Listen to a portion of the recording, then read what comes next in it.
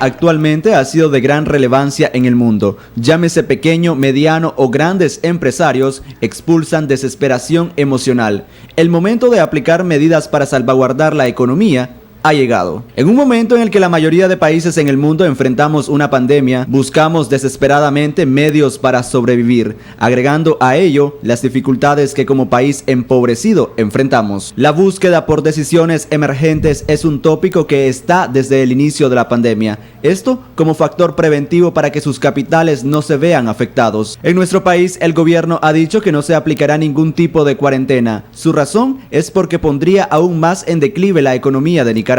Sin embargo, asociaciones médicas han convocado a una cuarentena voluntaria. Ante ello, ¿qué alternativas económicas podríamos aplicar si llegase a ocurrir? Démonos el tiempo de saber más en la siguiente entrevista. Christopher Guevara, Acción 10 en la mañana. Gracias, Christopher, por la introducción a nuestro tema del día de hoy. Y es que ante esta propuesta y este llamado urgente que hicieran los médicos a una autocuarentena, habría que preguntarse cuáles son las alternativas económicas que se deberían implementar ante este llamado a cuarentena. Para hablar acerca de esto se encuentra conmigo el especialista en economía, Luis Murillo. Bienvenido, Luis, gracias por estar aquí en Acción 10 en la mañana. Muchas gracias. Hemos consultado cuántas empresas del sector formal podrían irse a autocuarentena. Son aproximadamente, decían los médicos, entre 3 a 4 semanas, pero la pregunta es si las empresas pueden resistir o podrían adaptarse a este nuevo sistema. Sí, buenos días. Bueno, primero quiero hacer un contexto. En primer lugar, es bastante difícil establecer una cuarentena estricta en el caso de Nicaragua, por una simple razón. La mayor parte de la economía nicaragüense es informal, más del 80%. A lo sumo, cerca del 20% o menos de las empresas podrían, en este caso, establecer la medida de autocuarentena. Sin embargo, el día de ayer, el representante del COSEP planteó que de esa empresa, entre el 55 y 60% podían implementar.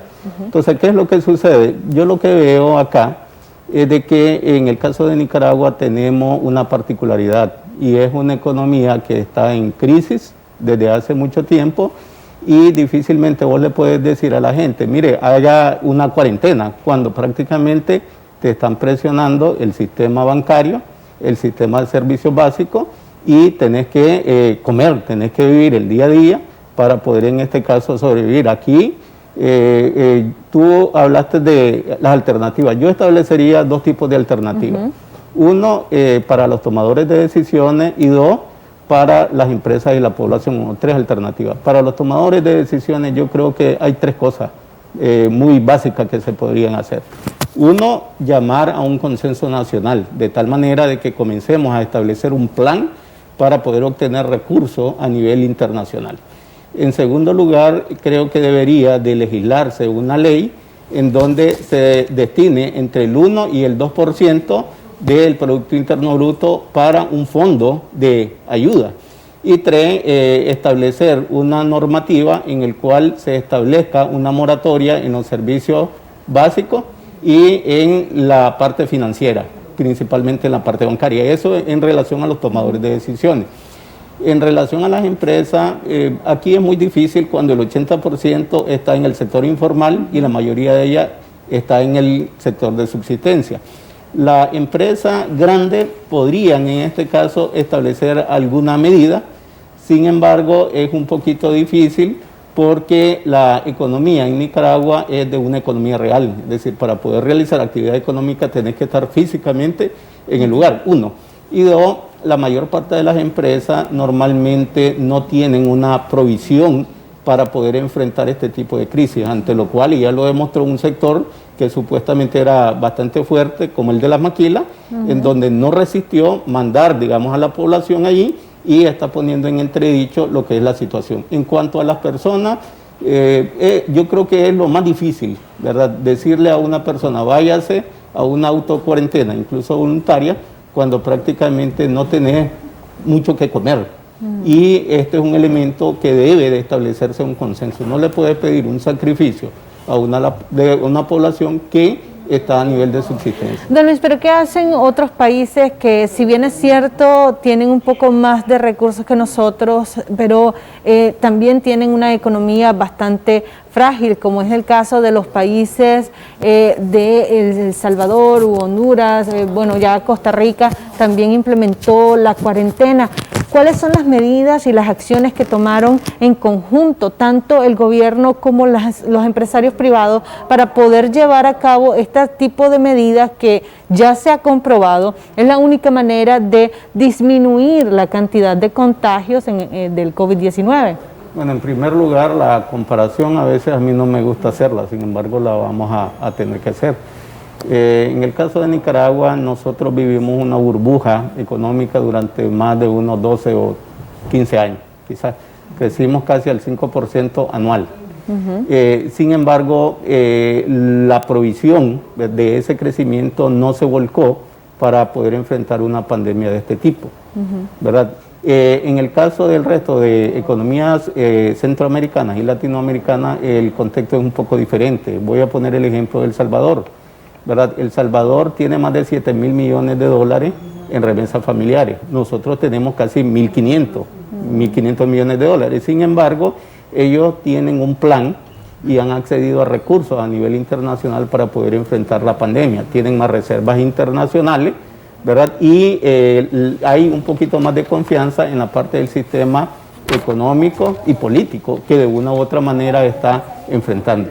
Entonces, ¿qué es lo que sucede? De que para poder establecer medidas hay que tener un plan, y este plan debe ser consensuado de conjunto y no estar relativamente aislado del resto del mundo. Ahora, el plan del gobierno de Nicaragua básicamente es mantener la economía, continuar trabajando sin cerrarla. Expresaban en distintas ocasiones el presidente Ortega, porque si no, por el tipo de economía que tenemos, el tipo de trabajo que tenemos, que usted hablaba de que era presencial, se vendría abajo todo el país. ¿Realmente esto es así, o pondría en riesgo aún más la ya deteriorada economía si enfermas a los ciudadanos?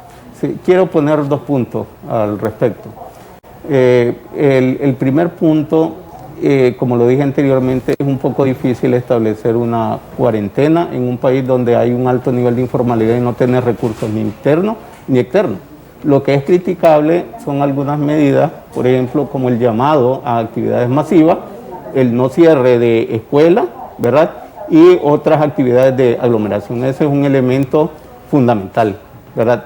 El otro punto que quiero, digamos, establecer ahí es el hecho de que la economía nicaragüense debería de establecer ese acuerdo de conjunto para poder, digamos, lograr mejores resultados dentro de la situación que estamos teniendo.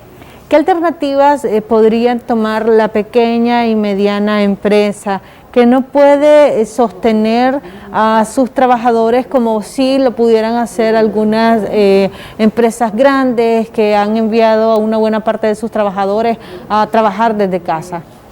Bueno, es un poco difícil, ¿verdad? Porque la mayor parte de las micro, medianas y pequeñas empresas son economías de subsistencia, ¿verdad? Y una de las estrategias que ellos utilizan es el no pagar salarios a sus miembros, que la mayor parte es de su familia, es decir, son como autoempleados.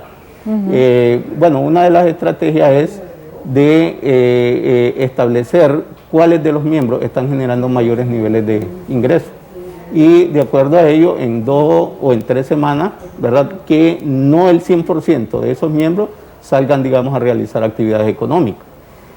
Otra alternativa, sin embargo esto es muy inusual, es establecer una buena planificación del gasto. Y aquí me quiero referir a otro punto. Muy difícilmente le puedes exigir a la gente de que tenga una cuarentena cuando prácticamente los costos, gastos y la especulación está galopante en este país. Voy a poner, digamos, algunos ejemplos. En determinado momento, cuando llega el fin de mes, salen perifoneos de Unión Fenosa, de Enacal, los bancos te están llamando a cada ratito, las microfinancieras te están llamando a cada ratito, los medicamentos están caros. Por ejemplo, yo busqué una simple aspirina y no encontré. Entonces, es bastante difícil llamar a la gente, ¿verdad?, a una autocuarentena. También habría que ver el tema del precio de los combustibles. Ahora, ¿todavía podría el Estado tomar algún tipo de medida económica que venga a apoyar a los empresarios y a las pequeñas empresas, sobre todo, para poder dar la lucha en la crisis económica que se podría desencadenar en nuestro país? Ya para concluir, don Luis. Yo creo que sí, y una medida de muy corto plazo que yo le he venido planteando desde hace mucho tiempo es hacer un cambio en el presupuesto general de la República en la partida de subsidios, exenciones y exoneraciones.